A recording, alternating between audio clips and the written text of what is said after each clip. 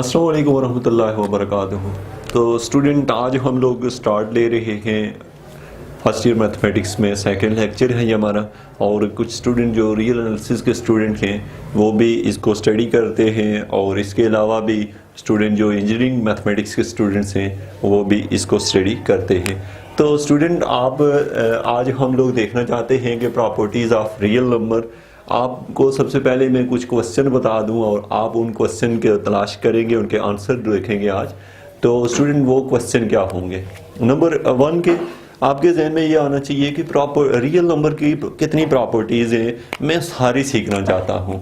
और दूसरे नंबर पे आपके जहन में ये भी होना चाहिए कि रियल नंबर मुझे आज ऐसे सिखा दिए जाएं कि मुझे दोबारा कभी सीखने ना पड़े। तीसरे नंबर पे आपके जहन में ये क्वेश्चन होना चाहिए कि मुझे रियल नंबर्स जो हैं इनकी जो प्रॉपर्टीज़ हैं पढ़ी तो थी लेकिन भूल जाती हैं, तो ये भूलनी नहीं चाहिए। तो स्टूडेंट, मैं आपको इनकी सारी टेक्निक्स बताऊंगा, आप लोग इस लेक्चर को गौर से देखें। और इन चीज़ों का हम लोग एक्सरसाइज पे भी यूज़ करते हैं।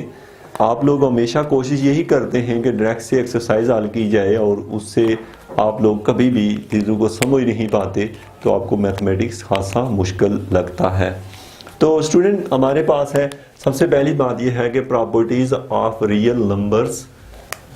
इसमें हमने कहा कि प्रॉपर्टीज जो है ना रियल नंबर्स की, विद रिस्पेक्ट टू एडिशन भी होती है स्टूडेंट, और विद रिस्पेक्ट टू मल्टीप्लिकेशन भी। यानी क्या मतलब होता है स्टूडेंट इसका, कि जैसे ना आप लोग 2 को 3 से मल्टीप्लाई करो या 2 को 3 में ऐड करो, ये रियल नंबर हैं दो। तो प्रॉपर्टीज दो तरह की हो सकती हैं, वो मल्टीप्लिकेटिव हो सकती हैं और एडिटिव हो सकती हैं। तो स्टूडेंट, इसलिए हम सबसे पहले बात करेंगे, इन दोनों को एक साथ लेके चलेंगे। एक होता है student closure law of addition, और एक होता है क्लोजर लॉ ऑफ मल्टीप्लिकेशन। तो ये दोनों चीज़ें होती हैं स्टूडेंट, एडिशन भी होता है और साथ में मल्टीप्लिकेशन, एडिशन भी और मल्टीप्लिकेशन भी, एडिशन भी और मल्टीप्लिकेशन भी, और एडिशन मल्टीप्लिकेशन।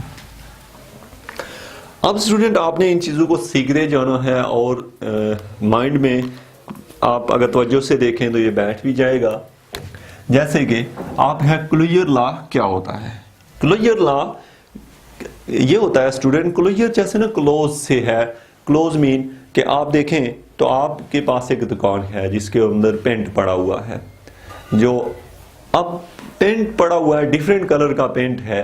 तो स्टूडेंट, आप लोग ये करते हैं कि 2 पेंट के डब्बे उठा के आपस में मिक्स करते हैं। आपको पता है 2 डिफरेंट कलर के पेंट के डब्बे उठा के मिक्स करें तो अब एक तीसरा कलर बन जाता है। अगर वो जो तीसरा कलर है वो भी आपकी दुकान के अंदर मौजूद हुआ, तो इससे ये पता चलेगा कि आपकी दुकान के अंदर, यानी कि जो तीसरा कलर भी वहीं से बना, तो हम कहते हैं कि आपकी दुकान जो है वो क्लोजर प्रॉपर्टी को सेटिस्फाई करती है। तो इसका मतलब ये है स्टूडेंट कि जैसे आप लोग 2 कोई से नंबर लें, कोई भी 2 नंबर ले लें हैं। यहाँ पे मैं क्लोजर लॉ की प्रॉपर्टी आपको बताने लगा हूँ। तो स्टूडेंट, कोई 2 नंबर ले लें आप। लेट्स सपोज मैंने एक नंबर लिया 2 और एक नंबर लिया 5। मैंने दोनों को जब ऐड किया तो दोबारा जवाब आया 7। अब इन नंबर्स में एक क्वालिटी है, मैंने 2 और 5 दोनों किससे लिए थे स्टूडेंट? रियल नंबर से। तो मेरा जो जवाब आया है वो भी रियल नंबर में मौजूद है। यानी कि जिस दुकान से ये दोनों लिए थे, नया जो पेंट बना है वो भी उसी दुकान के अंदर मौजूद है। तो बस इसका मतलब है कि जो रियल नंबर होते हैं उनकी ये खूबी होती है कि 2 रियल नंबर लो आप, उनको आप उसमें ऐड करो तो दोबारा रियल ही बनते हैं। और इसी तरीके से आप 2 जो होते हैं स्टूडेंट रियल के अलावा, तो स्टूडेंट आप अगर लेते हैं 2 रियल नंबर्स को मल्टीप्लाई भी करें, जैसे 2 को 5 से मल्टीप्लाई करें तो स्टूडेंट 10 आता है। आपको पता है 2 और 5 भी रियल है, 10 भी रियल है। तो इससे पता ये चला कि रियल नंबर जो होते हैं स्टूडेंट वो closure property with respect to addition और विद रिस्पेक्ट टू मल्टीप्लिकेशन जो है वो दोनों सेटिस्फाई करते हैं। अब आपको स्टूडेंट, अगर आपसे कभी भी पूछा जाए कि अब मैं आपको कुछ ऐसी एग्जांपल दे दूं जिसमें आपको जो है इनका फर्क पता चले। जैसे कि आपसे ये कहा जाता है कि क्लोजर प्रॉपर्टी है, हम इसकी चेक करना चाहते हैं। ये होल नंबर है, होल नंबर आपको पता है स्टूडेंट, उस पे अंदर W होता है और 0 1 2 ये है। अब हम चेक करना चाहते हैं क्या whole number closure property satisfy करते हैं विद रिस्पेक्ट टू एडिशन। तो आप लोग क्या करेंगे, आप ये कोई से दो नंबर उठाएं, जैसे 0 और 1 उठाएं और इनको ऐड करें तो आंसर 1 आ गया। तो आपको ये पता चला कि जैसे 0 और 2 करें तो 2 आ गया, 2 और 3 करें तो 5 आ गया।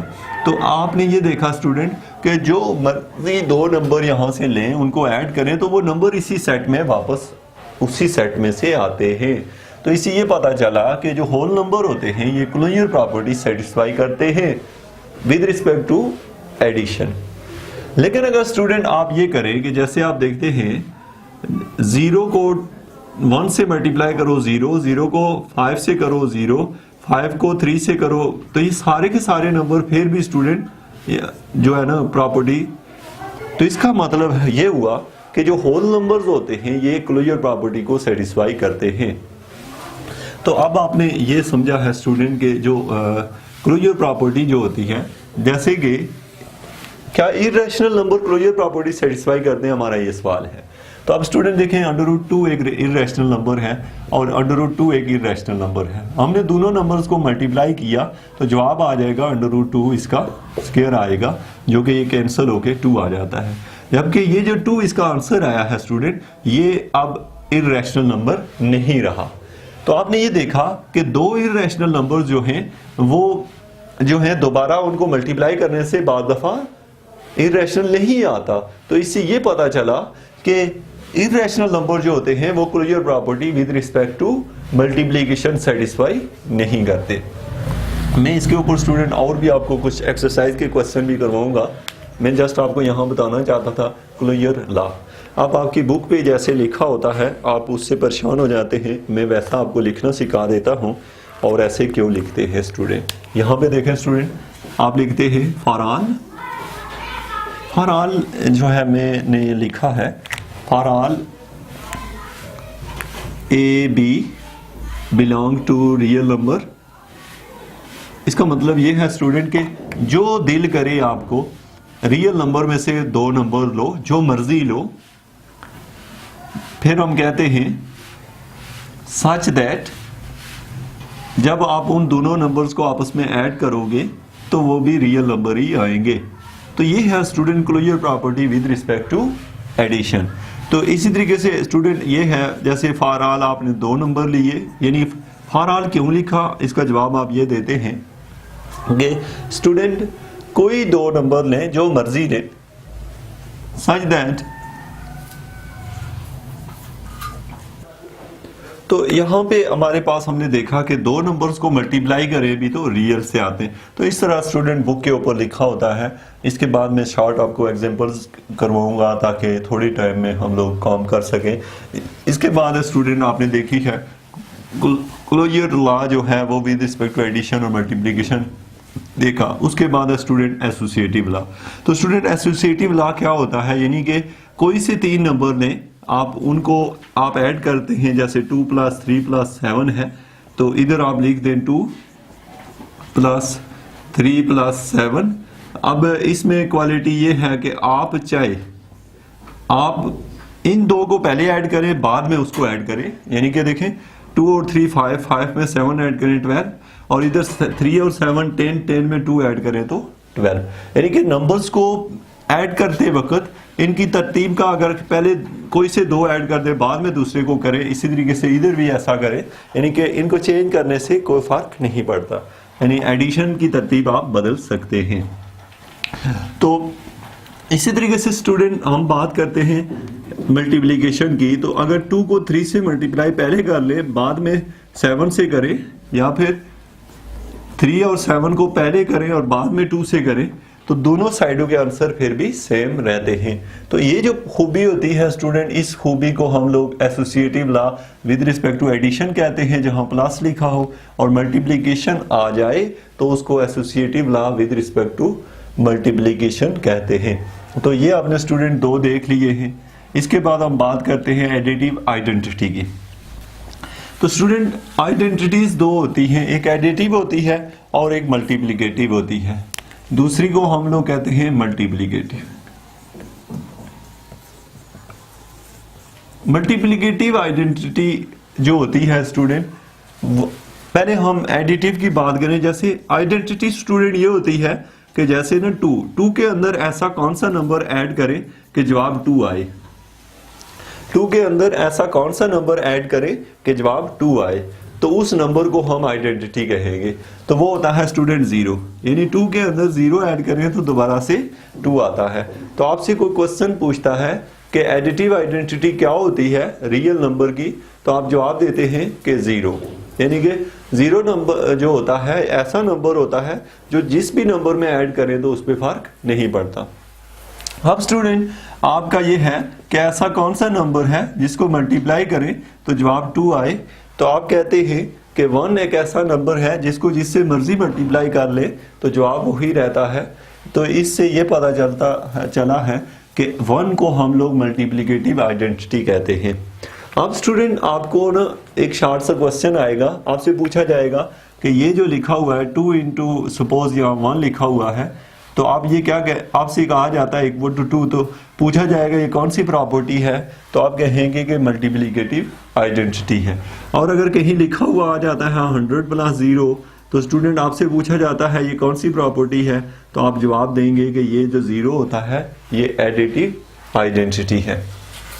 अब स्टूडेंट हमारे पास है नेक्स्ट क्वेश्चन है, आपने ये भी देख लिया। अब उसके बाद है एडिटिव, एक होता है स्टूडेंट एडिटिव इनवर्स और एक होता है मल्टीप्लिकेटिव इनवर्स। इनमें फर्क करना आप जरूर सीखे कि एडिटिव इनवर्स क्या होता है। जैसे ना स्टूडेंट ये 2 है, 2 का जो एडिटिव इनवर्स होगा वो -2 होगा स्टूडेंट, यानी कि इसका एडिटिव इनवर्स -2 होगा, तो इससे जवाब 0 आ जाता है। एडिटिव इनवर्स वो होता है जिसको रखने से आइडेंटिटी आ जाए। आइडेंटिटी मीन 2 आइडेंटिटियां होती हैं, एक 0 होती है और एक 1 होती है। तो हमारा यही मकसद होता है 2 के अंदर ऐसा क्या ऐड करें तो हमारे पास 0 आए, तो हमने कहा 2 के अंदर -2 ऐड कर दें। आपसे को पूछता है 1/5 में क्या ऐड करें तो 0 आएगा, आप कहेंगे -1/5। तो स्टूडेंट जो एडिटिव इनवर्स होता है वो हर नंबर का डिफरेंट होता है। डिफरेंट मीन कि जैसे 2 का एडिटिव इनवर्स -2 है, 1/5 का एडिटिव इनवर्स -1/5 है। इसी तरीके से स्टूडेंट आपसे अगर क्वेश्चन ये पूछा जाए कि -7/2 का एडिटिव इनवर्स बताएं, तो आप जवाब देंगे कि इसका एडिटिव इनवर्स +7/2 है, तब जाके ये 0 आएगा। तो एडिटिव इनवर्स जो है स्टूडेंट, ये जो है इसका एडिटिव इनवर्स ये है और इसका एडिटिव इनवर्स ये है, ये दोनों एक दूसरे के इनवर्स हैं, एडिटिव इनवर्स ने। तो ये है स्टूडेंट आपका ऐसी जो प्रॉपर्टी होती है तो उसको हम लोग कहते हैं एडिटिव इनवर्स। अब हम बात करते हैं स्टूडेंट मल्टीप्लिकेटिव इनवर्स की। जैसे आपके पास यहाँ लिखा हुआ है 2, अब 2 का मल्टीप्लिकेटिव इनवर्स स्टूडेंट ऐसा कौन सा नंबर है जिससे जवाब आप 1 आए, तो हम कहते हैं 1/2, यानी 1/2 करने से हमारे पास 1 आ जाता है। तो इसलिए स्टूडेंट आपसे को पूछता है 2 का मल्टीप्लिकेटिव इनवर्स क्या है, तो आप कहते हैं 1/2। जैसे 5 का आप कहेंगे 1/5। को पूछता है आपसे 17 का मल्टीप्लिकेटिव इनवर्स बताएं, तो आप कहेंगे 17 का 1/17। इसी तरीके से स्टूडेंट अगर आपको कहा जाए 1/10 का मल्टीप्लिकेटिव इनवर्स बताएं, तो आप कहेंगे जो डिवाइड में होते हैं इसको आप लिख देंगे स्टूडेंट 10/1, यानी उल्टा लिख दें इसको, तो ये इसका मल्टीप्लिकेटिव इनवर्स आ गया। इसी तरीके से स्टूडेंट आपसे पूछा जाता है -7/5 का मल्टीप्लिकेटिव इनवर्स, तो आप कहेंगे कि इसका जो मल्टीप्लिकेटिव इनवर्स है वो होगा 5 ऊपर और 7 नीचे -7 ही रहेगा। तो ये है स्टूडेंट इसका मल्टीप्लिकेटिव इनवर्स। तो आप लोगों ने आज इसमें ये देखा है कि एडिटिव इनवर्स और मल्टीप्लिकेटिव इनवर्स का आपको कैसे पता चलता है। इन दोनों को मल्टीप्लाई करें स्टूडेंट तो हमारे पास 1 आंसर आता है, इनको मल्टीप्लाई करें तो भी 1 आता है। हर नंबर का अपना अलग से मल्टीप्लिकेटिव इनवर्स होता है।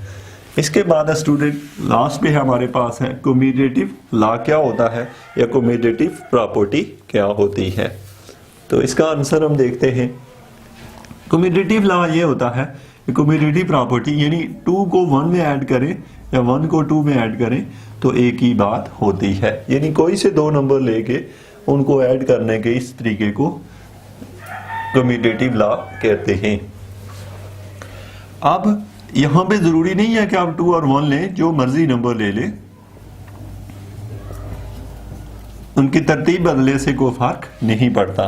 तो इसको हम कहते हैं स्टूडेंट, ये जो प्रॉपर्टी थी। अब हम बात करते हैं कम्यूटेटिव लॉ की विद रिस्पेक्ट टू मल्टीप्लिकेशन की। और 2 को 1 से मल्टीप्लाई करें या 1 को 2 से, तो इसको कहते हैं commutative law with respect to multiplication.